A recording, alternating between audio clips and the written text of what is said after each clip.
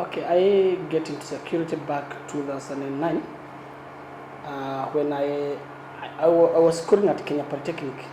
After my school, I was doing a diploma in fire science. I wanted to learn about firefighting because by then it was during Kibaki era when the field like fire were disorganized. There wasn't fire engineers in the country. I realized there was a potential in fire engineering.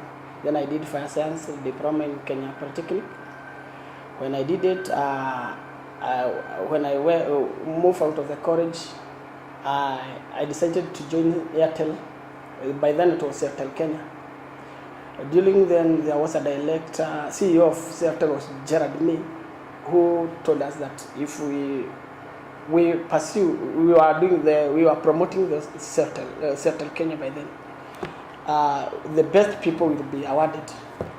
Then when I was promoting the same company, Airtel Kenya, I was given a scholarship by Gerard May to Germany, where I went there for 3 years and schooled, acquired a degree in fire science, fire engineering, those engineering systems. In Germany, we used to call it security engineering, where we had to learn about plumbing, we learn about hydrostatic hose system, we learn more than fire, it was more than fire. Then I acquired a lot of skills like plumbing there, because it was diverse engineering system. In Kenya, we were doing it at fire, just fire. There we did it entirely security systems.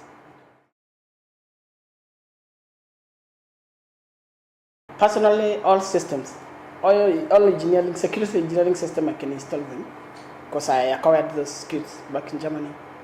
I can do all those electrical fencing, CCTV, access control, and all that.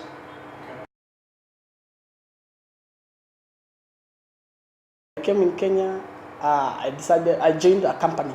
I was employed by a company which was doing those fire systems, called LATEC. I worked for a few months. Then I started realizing my potential, that I was so important. Everybody wanted to get in touch with me to work for him. Some people from Mombasa could call me, yeah, are you Peter? The guy Wahindi from the coast, he wanted me to go and help them to install suppression systems, because I was in a position to install any security system. And in Kenya, we didn't have a lot of people who could install those systems.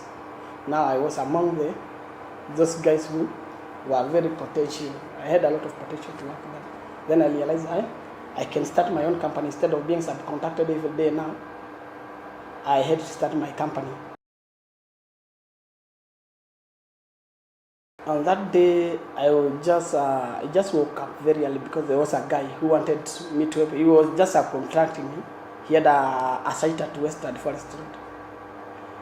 He came to my place, he picked me. By then I didn't have car. He picked me with his car, and he took me to Western so that I could look at his site. It was a hotel. He wanted us to install CCTV. I went there, I advised him, he was consulting me about it, how to go about it. Then I went back home. It was on Saturday, if I can recall very well. It was on Saturday. When I went home, because I was from the site, when I went back home, I found the TV crane. There is that who have attacked Westgate on TV. Everybody was telling on the TV.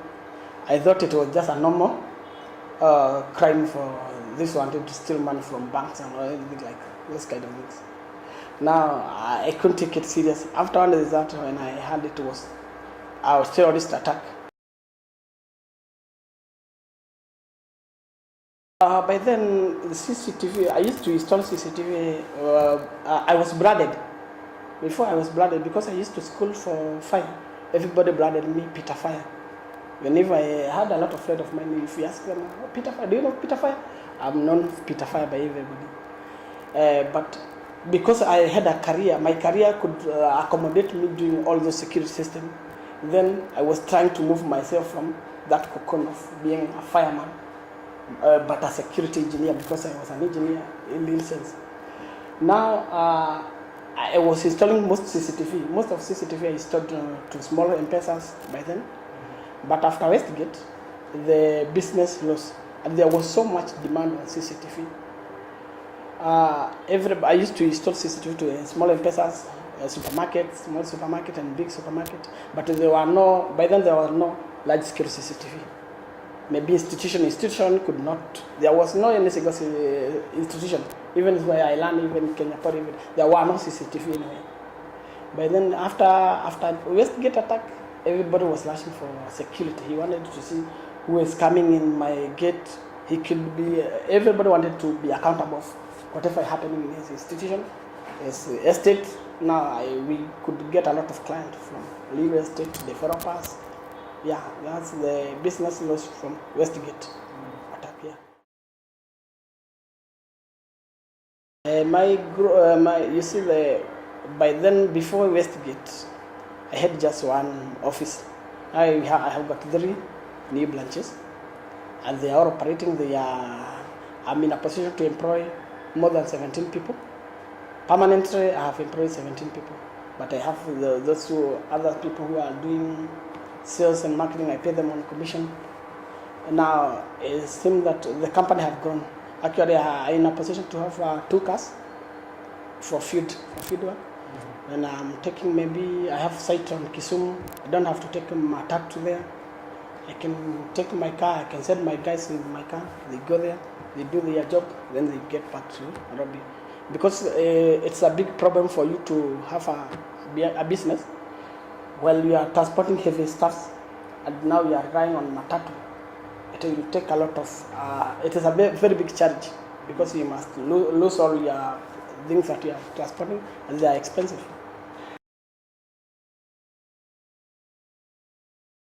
Our job is very demanding.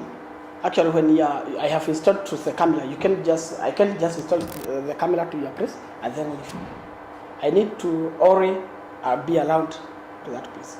When I install the camera in Kisumu, I have to be in a position to manage how I will be helping my client there. After sales service, that there might be, I have installed the camera, the thugs came, the client wanted me to go and pray back the system to show him what happened, and to collect those scripts for evidence to take them to police, all that kind of thing. I have to be there. I have to send my technician, or I have to go personally. That's why I'm already out of the Nairobi. I'm not already static in Nairobi. I'm already, you found me sometime, I'm in Kabarnet, I'm in all over the country I go.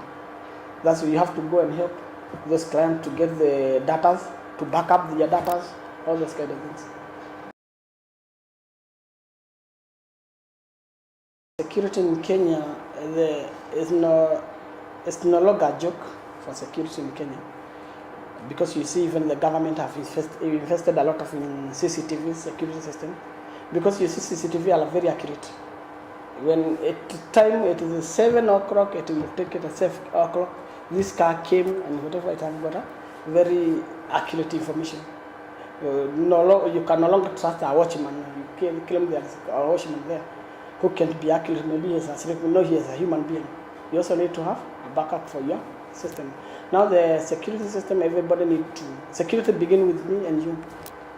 You can just keep blaming the government not doing this. The government is not doing this. How can somebody come to your apartment for several times, a stranger, but you have never known that he had been spying on that place, and finally he came and bombed the place? You are supposed to have the security system. Then I can encourage every Kenyan should be in a position to take security as fast as possible, because we can't keep blaming the government is not doing. Government can't be everywhere. We need to have security by ourselves.